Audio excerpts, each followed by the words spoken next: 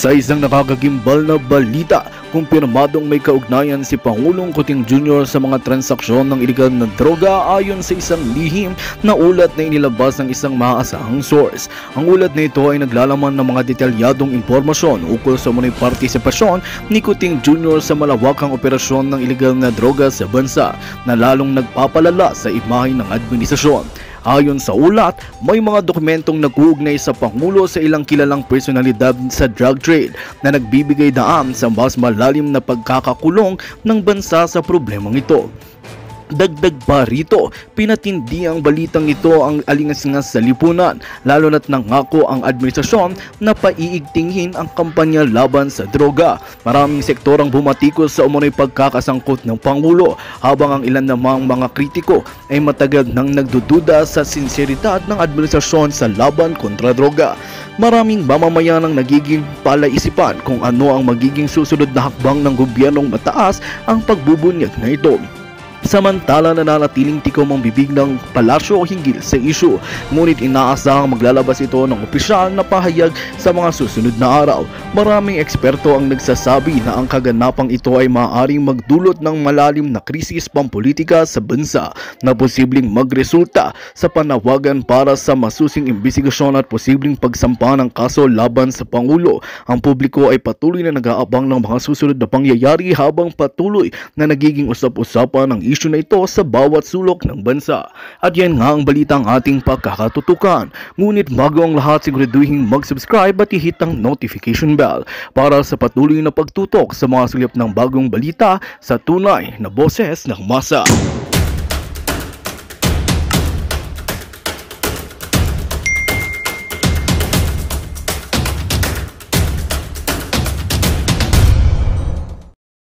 Intimate dinners with them. Kami, yung mag-asawang dalawa. Ako nasa gilid ni Lisa Marcos palagi. Kasi, si buddy niya ako eh. Okay nga, sabi ni Harry Roque sa akin, BFF daw ako ni Lisa Marcos. That was before. Ngayon, gusto ko na siyang sampalin. Sampalin. Nga pala, maraming salamat sa nagpadala ng yung parang chopping board ng manok o karne. Yun daw ang pagsampal kay Lisa. If we do that, mga kababayan, we do that out of indignation. Not of personal spite, not out of malice, but of national indignation. Bakit ikaw ang magpapatakbo ng bansa na wala ka namang mandato? Ikaw nga ang numero unong nagmamanipula ng mga mandato. Actually, before that, minanipula din niya yung protesta ni Marcos Jr. And I can say that to you with all honesty dahil ako ang inutusan niya. Hinantay ko na lang na may panglima akong disbarment kasi doon ko ipapasok yung aking affidavit. Kaya nga hindi na tumubo yung disbarment ko eh. Hanggang 4 na lang eh. Kasi nagsalita ako sa Davao, may disbarment ako. Nagsalita ako sa Tagum, may disbarment ako. Sa Cebu, may disbarment ako. Sa Dumaguete, masahol yun. Sinabi ko sa rally, bukas pag uwi ko, may disbarment ako bukas. Ang Supreme Court nandyan sa harap ng gate ko, nag-serve ng pang-4 na disbarment. Tapos nung nag-interview ka ako kay Ate Claire, sabi ko, Lisa, hindi pwedeng ikaw lang magkaso-kaso sa akin, ha? Sa next na disbarment mo, isisingit ko na yung manipulasyon mo sa Korte Suprema mismo. You were trying to manipulate the Supreme Court to get that power. And now you succeeded in manipulating the election system to get that power. And what do they want to do? Maintain their hold on power. That is why you see ang Chacha to extend themselves in power. That's why you see yung si Tambayuda, Tambaloslos nagbibigay ng ayuda, Tambayuda, ni sinisingit between the father and the son. Kasi ang son is, yun yung ultimate goal ni Lisa Marcos eh. Gawing pangulo ang anak. Kung hindi pa rin, i-provoke ang China para pag magkagulo, declare ng emergency rule. Walang eleksyon. These are all the scenarios that are playing in their mind. So, payagan ba natin sila to play with fire? Hindi. Babawiin natin dahil may rason tayong bawiin ito. Legal at konstitusyonal. You see, ladies and gentlemen, ubos na ang panahon ko, ang oras ko pala. But I will leave this message to you. Back home or even here, tingnan po ninyo inyong mga anak, inyong mga apo. They cannot fight for their rights today. They cannot stand for their future today. Sino ang lalaban para sa kanila? Si mami, si daddy, si ate, si kuya, si lolo, si lola, you and me. That's why we are here. Nawiin natin sa kanila ang kapangyarihang minanipula nila dahil they don't deserve it. And with more reason, dahil makikita natin mamaya na hindi lang pala ito manipulador, bangag pa. So with that, ladies and gentlemen, I thank you for your time, for your presence, for your willingness to stand up for your country, even if you are far away.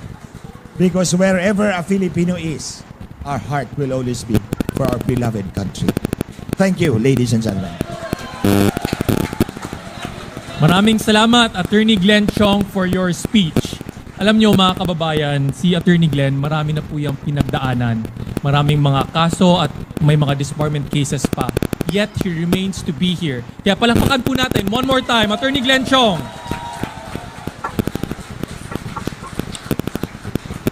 At this juncture of our program, we are excited to present a recorded message from another lawyer as well. Lawyer na nabudol rin.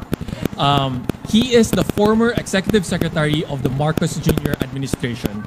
He has recently released a compelling tell-all book titled The Kingmaker, authored by Jerry Lirio. This book is essential for anyone interested to learn about the Marcos Araneta Romualdez corruption. Please direct your attention to the screen for the recorded message of Attorney Vic Rodriguez. Magandang araw sa inyo, ating mga minamahal na kababayan dyan sa Los Angeles, California, USA. Pagpaumanhin po muna ninyo at ako ay hindi makadalo ng personal upang makiisa at makibahagi sa ginagawa ninyong pagtitipon ng hakbang ng maisog at ang bersyon ng mga OFW ng SONA. Bagamat ayokong maging bearer o takapaghatid ng hindi mabuting balita, ang state of the nation is not good. Ang state of our nation is in disarray.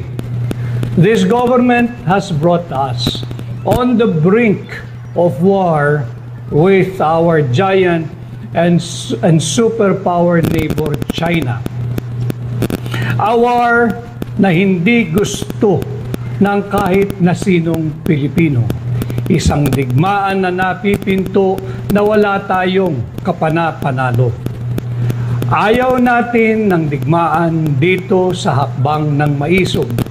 Makailang ulit na tayo nakiusap at naglahad ng ating saloobin.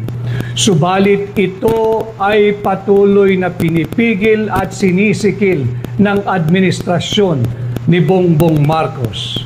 Hindi tayo pinapayagan na magsagawa ng payapa at malayang pagtitipon na siya namang may garantya sa ilalim ng ating saligang batas. Kaya kaming mga Pilipino na naririto sa Pilipinas ay dumudulog sa inyo, mga freedom-loving Filipinos abroad, especially there in the United States of America, where you are now gathered to share and exchange your views, opinions on what is happening here in our country. Dumudulog kami na magtulong-tulong tayo ipahatid sa buong mundo na hindi gusto ng Pilipino ang maling polisiya ng administrasyon ni Marcos na tayo ay pumasok sa isang digmaan laban sa China. Ang sinisigaw at hinihiling natin sa hakbang ng maisog ay maglunsad ang pamahalaan ng giyera o digmaan kontra sa kagutuman, giyera kontra sa kahirapan, giyera kontra sa underemployment, giyera kontra sa unemployment, giyera laban sa kriminalidad, sa korupsyon at pagmamalabis ng mga nasa pamahalaan. Kaisa po ninyo ako sa ginagawa ninyong pagtitipon ngayon dyan at pag nabigyan ng pagkakataon muli ay magsama-sama tayo, subalit nariyan naman ang ating mga kasamahang maiisog, si Attorney Harry Roque at si Attorney Glenn Chong na namumuno din dyan sa inyong pagtitipon at syempre sa pag-oorganisa ni Binibining Maharlika. Muli, tanggapin ninyo ang aking pakikiisa at pagsikapan po natin. Huwag tayong susuko para sa ating bansa. Huwag tayong susuko para sa ating mga kababayang Pilipino. Hindi na ho safe ang mga pamilya natin dahil lalaganap ang krimen at kriminalidad. Hindi na po ligtas ang bawat pamilyang Pilipino. Hindi rin po ligtas ang ating bansa sapagkat itinutulak tayo ng administrasyong ito sa bingit ng digmaan dahil lang sa interes ng ating banyagang Amerikanong tinagurian pa naman nating kaibigan na Amerikano. Muli, magsama-sama tayo, tuloy-tuloy ang paghakbang ng maisog.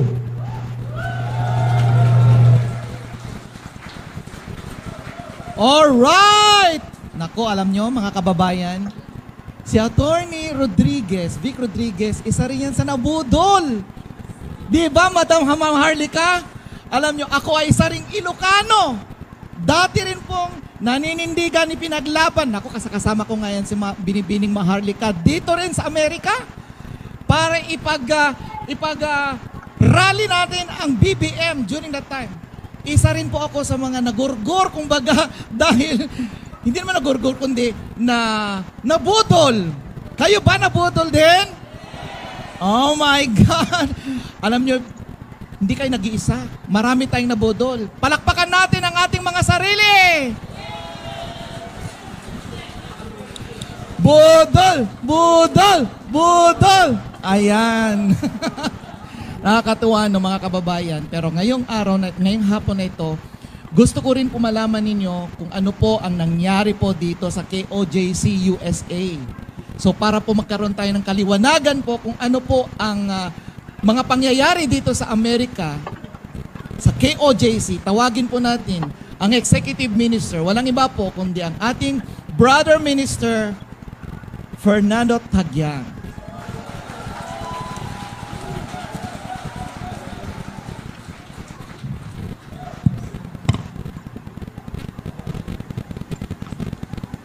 Ayan, tuloy-tuloy lang tayo mga kaibigan. Magandang hapon, Maisog USA! Magandang umaga, Pilipinas. Sa ngalan po ng Kingdom of Jesus Christ Community dito sa Los Angeles, California at sa buong mundo, kami po ay nagkikiisa sa sambayan ng Pilipino na maisog ngayon sa araw na ito. Hindi lingid sa inyong kalaman ang pangyayaring panggigipit at paninikil ng karapatang pantao na aming naranasan noong June 10, 2024 na ayon sa ating dating Pangulong Presidente, this is the day of infamy. Walang kalaban-laban ng ating mga inosenteng kapatiran, nilusob ng madaling araw sa 5 compound ng Kingdom of Jesus Christ sa Davao City na madaling araw na nag-serve po ng illegal search warrant. Justisya! Justisya! Justisya! Justisya! Justisya! Sa madaling araw, nilusob ng 2 batalyong kapulisan na armado at pwersa ng CIDG. At akala natin at inaasahan natin na tagapagtanggol. Ngunit sinaktan nila ang kabataan, kababaihan at giniba po ang gate at pintuan ng aming compound of Jesus Christ sa Tamayong at ganun din sa Kitbog. At ginulo nila ang mapayapang pamumuhay ng mga misyonaryong Kingdom of Jesus Christ sa compound. Justisya! Justisya! Justisya! Justisya! Justisya! Sino ba ang may pahintulot na gawin ito sa KOJC bilang isang religious community? Wala! Bakit kailangan maging violente at marahas upang iserve lang ang warrant of arrest sa isang tao Sino ba ang may pahinuntulot? Alam ba ito ng presidente? Hindi ba ito religious persecution? Hindi ba ito political persecution? Alam nyo, nung 20 days pa lang, walang imik ang presidente. At nung siya'y sumagot, hindi mahalaga sa kanya ang buhay ng mga inabuso at inapi ng abuse of power of authority ng mga kabataan, kababaihan, lalong-lalo na sa mga katutubo at IPs doon sa Tamayong at Kitbog. Mga kababayan, kailangan hinihiling namin ang hustisya! Hustisya! Hustisya! Hustisya! Hustisya! Hustisya! Pati ang SMNI! Hustisya! Hustisya! Hustisya! Hustisya! Hustisya! Nag-iisang network na tumatayo sa katotohanan at para sa nation building, pilit nilang patatahimikin ng mga kongreso na mambabata sa kongreso. Hustisya! Hustisya! Hustisya! Hustisya! Hustisya! Si Pastor Apollo Kibuloy, isang simbolo ng liwanag na ang dala niyang mensahe ay pag-ibig, pagkakaisa at tunay na pagbabago. Hustisya! Hustisya! Hustisya! Hustisya! Hustisya! Kaya kami ay nakikiisa ngayon sa pwersa ng maisog. USA, hindi lamang dito sa California, maging sa buong mundo. Hustisya! Hustisya! Hustisya! Hustisya! Hustisya! Sinabi po ng salita ng Diyos sa Proverbs 29 verse 2, when a righteous rule, people will rejoice. But when the wicked rule, people will mourn. Kaya tayo ay umaasa na magkakaroon muli ng isang matuwid na pinuno ng ating bansa. Isang pinuno na may takot sa Diyos.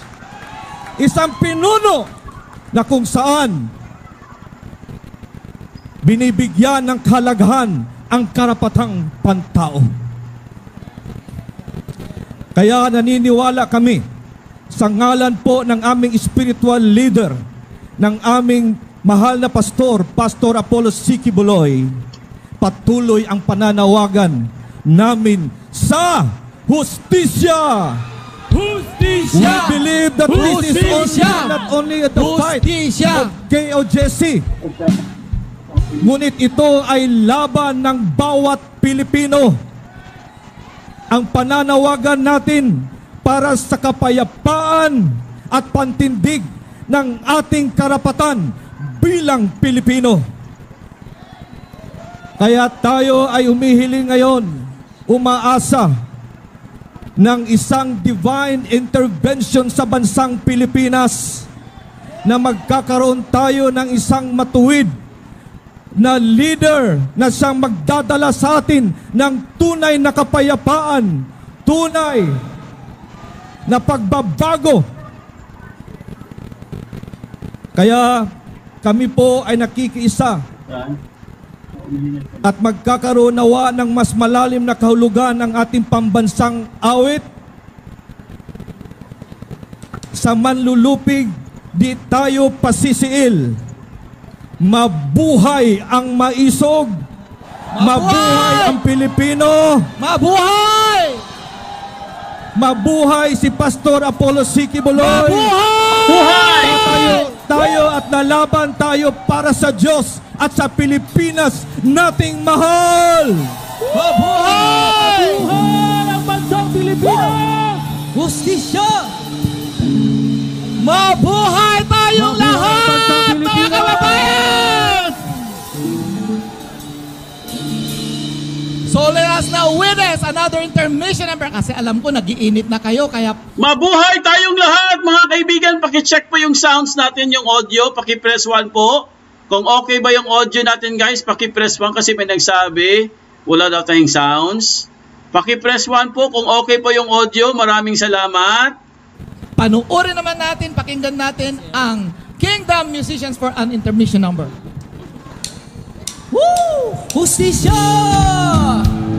Noipi! Renato! Live po tayo mga kaibigan. It's a live.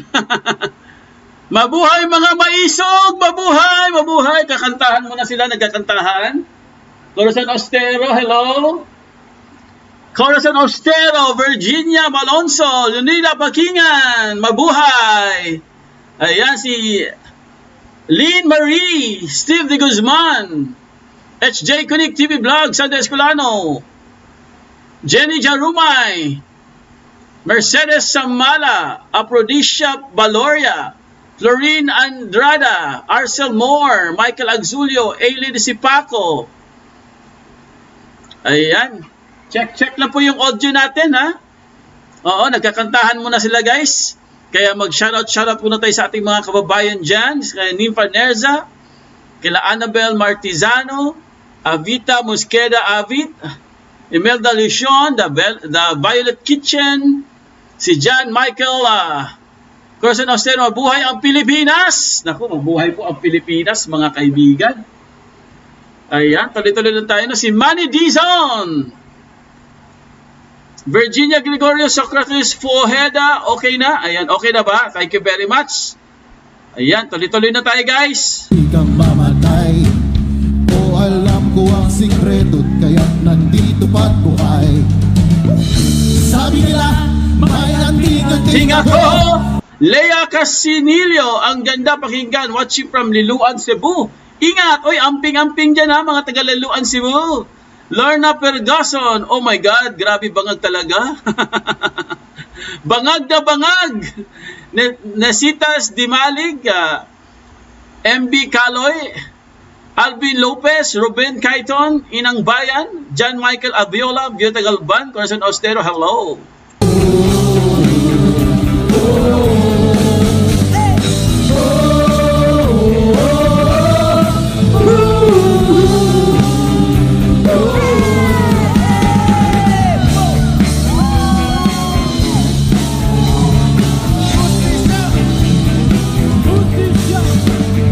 Justisya!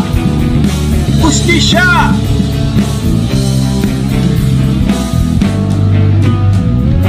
Diba ang bulong ng lahi mo, sigaw mo kapatid, ang hiling natin. Hoy! Hoy! Pinoy ako! Kung aking loob, may agimat ang luto. Hoy! Pinoy ako! May agimat ang luto.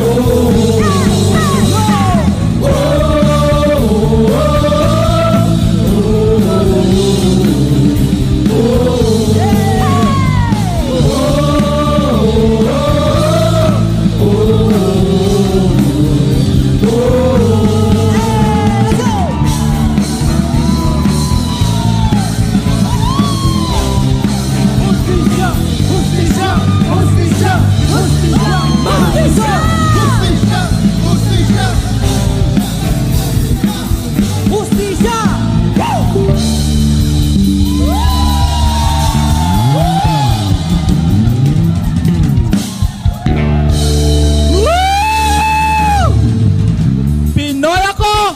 Pinoy tayo! Yes! Ayan. Nagkakasayahan pa lang tayo, mga kababayan. At bago ang lahat, tawagin na naman po natin ang susunod na tagapagsalita. Siya ay isang former intelligence officer ng CPP, NPA, NDF na nagbalik loob sa gobyerno nung panahon ng Pangulong Duterte. Mga kababayan, Let's all welcome Ka Eric Salis on the screen.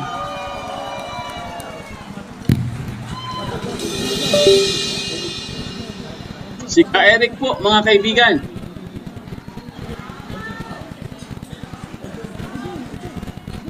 Sounds please. Ngayon, ang mga hakbang ng magandang araw, sambayan ng Pilipino, magandang araw sa mga kababayan natin dyan sa Estados Unidos, lalo na po sa West Coast area, dyan sa Los Angeles, California, kung saan nagtitipon po ngayon ang mga hakbang ng Maisog USA. Sa pangunguna po ni Miss Maharlika, ang ating crusader for truth and justice sa ating bansa na nakabase na dyan sa Estados Unidos. At ganun din po ang grupo nila Attorney Arnedo Valera, ang overall coordinator ng Hakbang Maisog USA at volunteer lawyer po para sa human rights advocacy dito sa ating bansa para pangalagaan at isulong ang ating mga fundamental na karapatan ng mga mamamayan, lalo na po ang karapatan at kalayaan sa pamamahayag at mga pagtitipon at malayang pagpapaabot ng mga sentimiento ng ating mga mamamayan sa kasalukuyang nagaganap sa ilalim ng gobyerno ni Marcos Jr. Muli, ako po si Ka Eric, Secretary General ng Sentrong Alyansa ng mga Mamamayan para sa Bayan o Sambayanan. Isa po itong Broad Alliance Center ng iba't ibang mga organisasyon ng mga mamamayan at ng mga dating rebelde at kadre na nagbalik loob po sa pamahalaan lalo na sa panahon ni Pangulong Duterte, at kami tumutulong para maisulong ang totoong agenda ng kapayapaan, ang seguridad ng buong bansa at ang paglaban sa terorismo ng CPP, NPA, NDF. At kaisa niyo po kami na mga mamamayang Pilipino dito sa Pilipinas sa inyong hangarin na maisulong po ang isang pagpapahayag ngayong araw na ito dyan sa Estados Unidos, partikular na po sa area ng Los Angeles.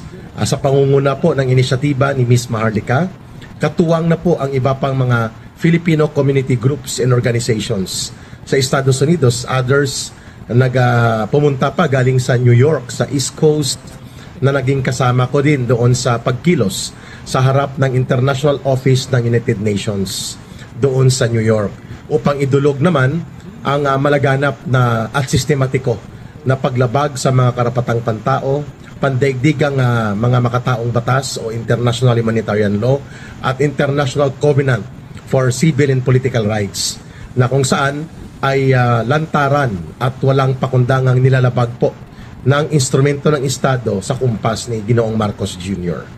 Kaya po napakahalaga ng pagtitipon na ito ngayon dyan sa Los Angeles, sapagkat ito po ay ang totoong paghahayag para sa kalagayan ng bansang Pilipinas mula sa perspective o pananaw ng ating mga kababayan sa kanilang direktang karanasan at mga direktang pakikipagsalamuha sa buhay. Ito ang real score of what the situation of the Philippines right now under an incompetent and lack of integrity and a very clear failed governance na namumuo at nagpapatuloy po na nagiging malaking balakid at problema ng lipunang Pilipino sa kasalukuyan sa ilalim po ni Mr. Marcos Jr. At gusto rin po namin ipaabot sa inyo na ang boses po ng mga mamamayang Pilipino and other solidarity groups kagaya po ng Hakbang Maisog USA, ang mga ginagawang pagsasakripisyo po ninyo sa inyong personal na comfort, sa inyong mga buhay dyan sa Amerika. At kasama po si Miss Maharlika na nagtataya rin po ng kanyang buhay at seguridad lamang maisiwalat ang mga malulubhang paglabag sa mga batas at mga pag-abuso sa kapangyarihan ng gobyerno ni Marcos Jr. Kayo po, yung mga nakabase dyan sa abroad, sa Estados Unidos, sa Europa at sa iba't ibang panig ng daigdig, kayo po ang nagsisilbing ilaw at inspiration sa aming mga nandito sa home front sa bansang Pilipinas para wag tumigil na mabalik po sa kapangyarihan ng tama ng mga mamamayan at ma-redeem ang tinatawag po nating good governance, at ang ating bansa ay magkaroon po ng tunay na kapayapaan at matigil po ang pagkabulid natin sa digmaan, lalo na po sa panunulsol mismo ng American government ni Joe Biden na naging kasabwat ni Marcos Jr. sa kanilang maniobrang magkaroon ng digma-digmaan at pagigirian sa China. Napakalawak na po ng mga problemang lumalala, kagutuman, kahirapan, at ang pagsambulat po ng krisis sa ating bansa. At ito lahat ay dahil sa failed governance ni Mr. Marcos na dapat nating maisiwalat, pagkaisahan natin ito at panindigan bilang mamamayang Pilipino.